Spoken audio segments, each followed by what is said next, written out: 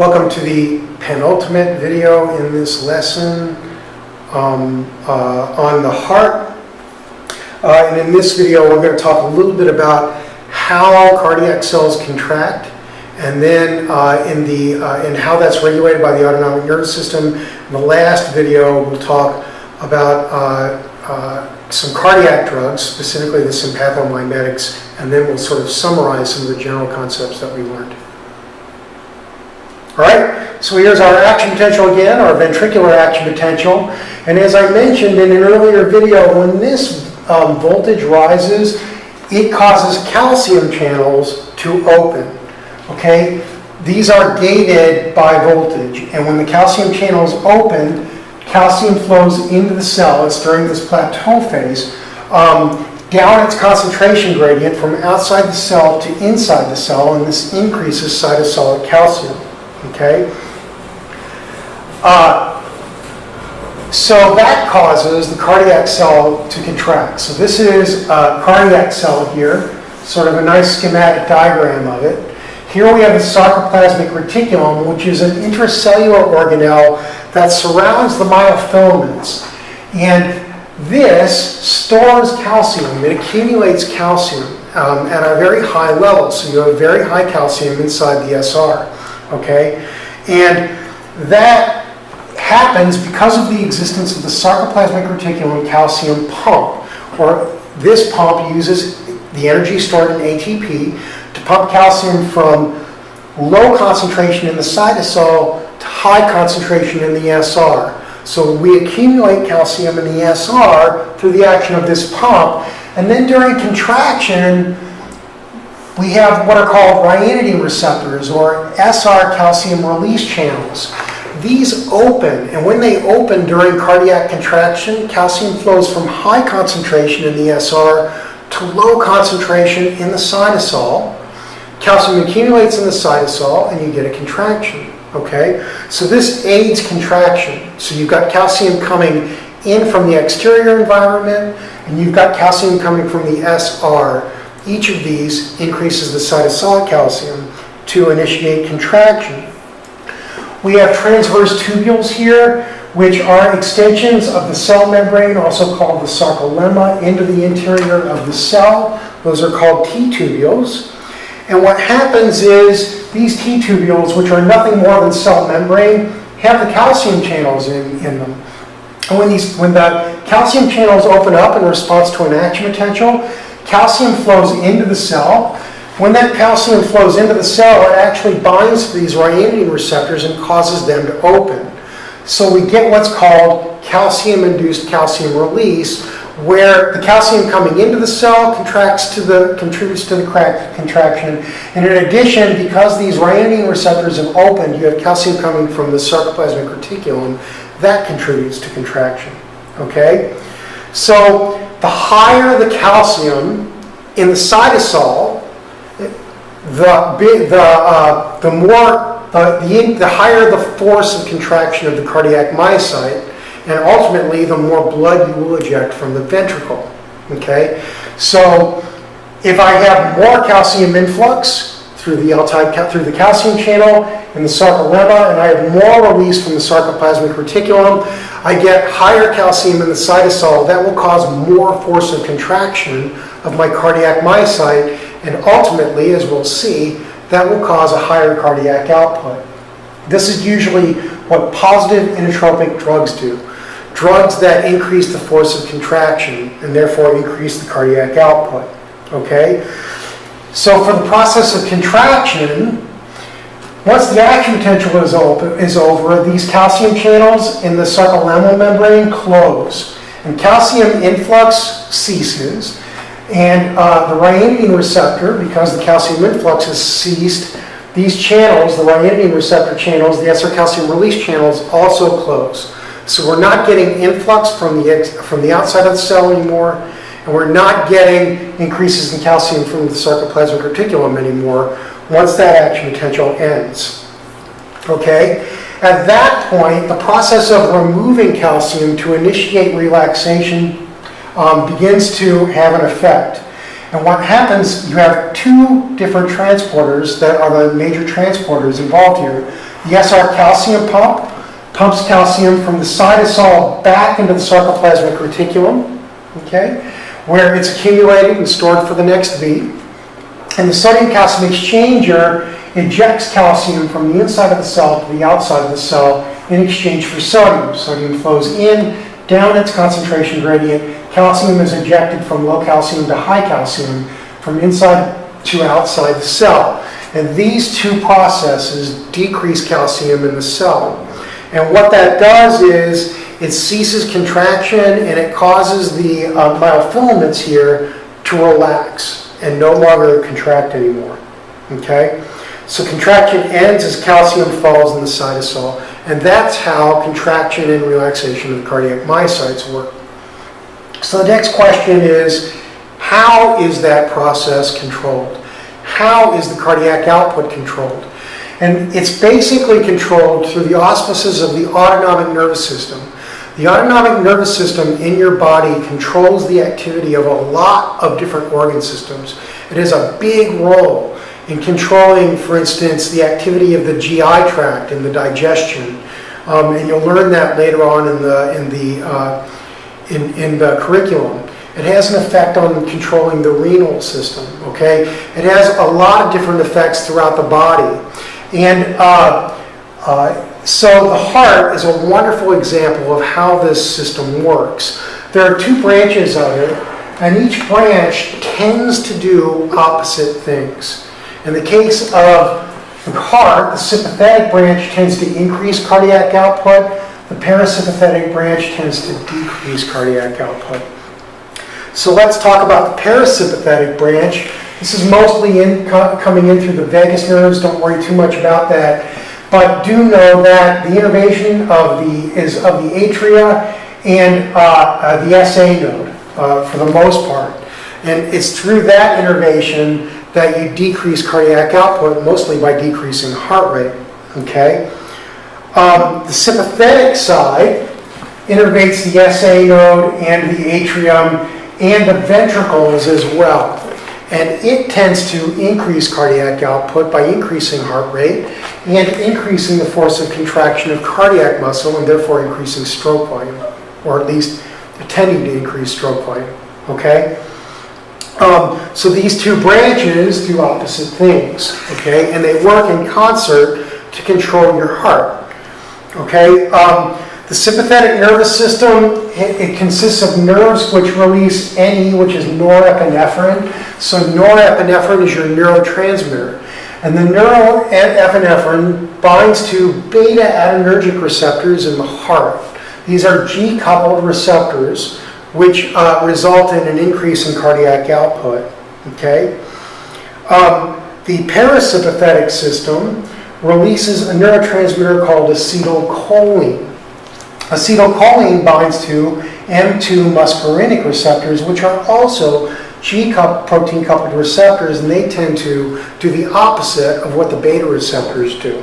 Okay? Norepinephrine binding to these G-protein-coupled beta receptors, increasing heart rate. We call this a positive chronotropic effect. And it has a positive inotropic effect. It increases the force of contraction of cardiac muscle and therefore increases stroke volume. Okay?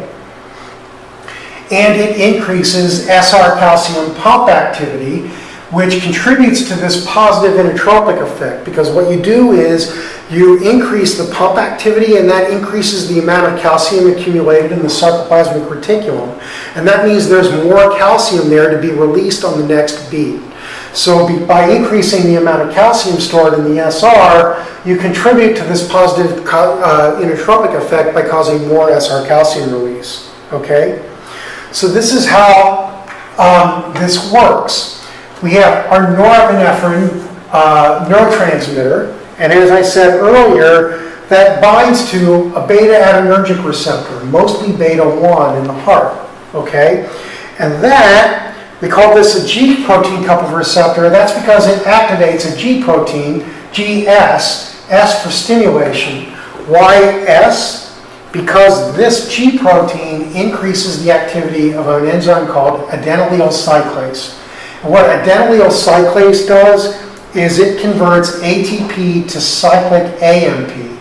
So norepinephrine binding increases cyclic AMP in the cell.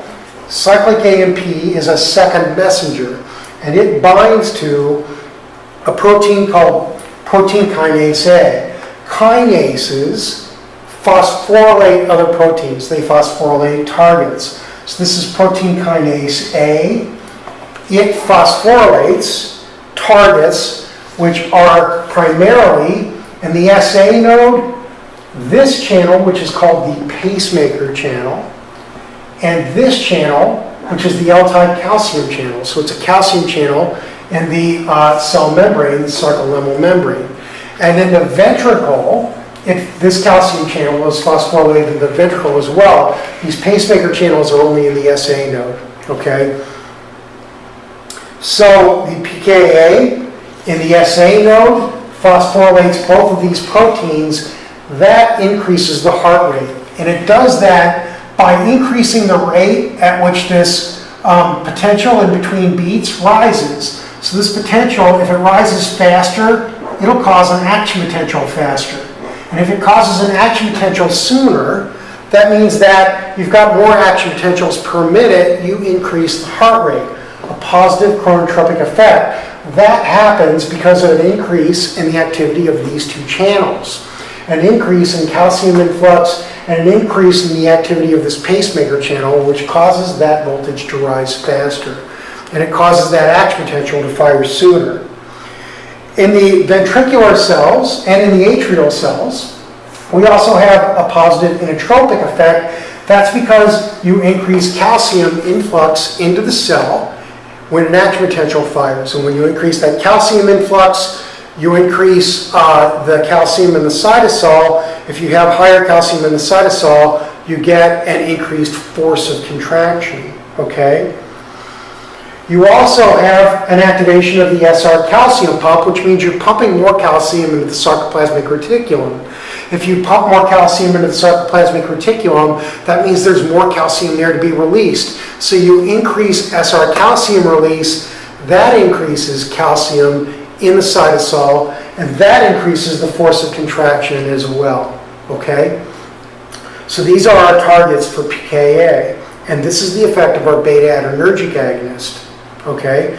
We start with a release of a neurotransmitter on the subcellular level. We go through the activation of the proteins, and we go to a gross physiological effect, an increase in heart rate and an increase in stroke volume, okay? Or a tendency to increase stroke volume, okay? On the other side, the parasympathetic side, we have these M2 receptors. So we have acetylcholine. The major effects here: decreased heart rate and a decreased force of contraction in the atria only. The parasympathetics don't innervate the ventricles. Okay? How does that happen? Acetylcholine binds your M2 receptor. That is also a G protein coupled receptor. This one is GI. The one associated with the beta receptor was GS. This one is GI. I, because it's inhibitory, it inhibits the activity of adenylyl cyclase, which means it causes less ATP to be converted to cyclic AMP. It causes less activation of protein kinase A. It causes less phosphorylation of calcium channels and less increases in activation of the pacemaker channel. So less activation of the pacemaker channel, less activation of the calcium channel, decreased heart rate, decreased force of contraction, the opposite effects of what you see when you have norepinephrine binding to the beta receptor. So this is the opposite effect, okay? It's antagonistic. Also notice that this G protein activates a potassium channel in this membrane. So not only am I decreasing the activity of my pacemaker channel, I'm increasing the activity of this potassium channel, which causes potassium to leave the cell and make the inside of the cell more negative. And if I make this inside of the cell more negative, that causes this potential to rise more slowly. And I hang down for a longer period of time. And it takes longer for this membrane potential to hit a certain point, the threshold, and fire an action potential. If it takes longer to fire an action potential, that means I have fewer action potentials per minute, I have fewer beats per minute, and I have a decrease in heart rate, okay? So we have two systems, and they're acting in opposition to one another. And if you're like most normal people, you think of these systems as being like light switches. I want to increase my heart rate, I flip the sympathetic system on. I want to decrease my heart rate, I flip the parasympathetic system on. Well, you're not allowed to be an ordinary person anymore. Welcome to medical school. That is not the way that it works. In fact, both of these systems are active at the same time. They have what we call tone. That is a basal activity. So if I want to increase my heart rate, I don't flip a light switch. What I do is I take the low sympathetic activity and I turn the volume up and I increase that activity and I turn it from a low activity to a high activity. And the higher I want that heart rate to be, the more I turn the volume up. The same thing on the parasympathetic side. If I want to increase the heart rate, that means I have a certain level of parasympathetic tone. And if I want to increase the heart rate, I turn the volume down. I take the parasympathetic level and I turn it from a relatively high level to a relatively low level. So this one's going down, this one's going up. The net effect is to increase heart rate. Okay? So remember the concept of tone.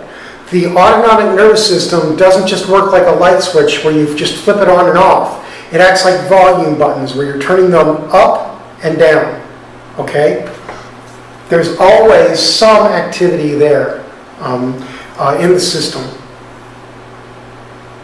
All right, that's the end of this video. We'll wrap it up in the last video with by talking a little bit about the action of inotropic drugs, one in particular, and then we'll do a quick summary of some of the general concepts that I expect you to take away from this.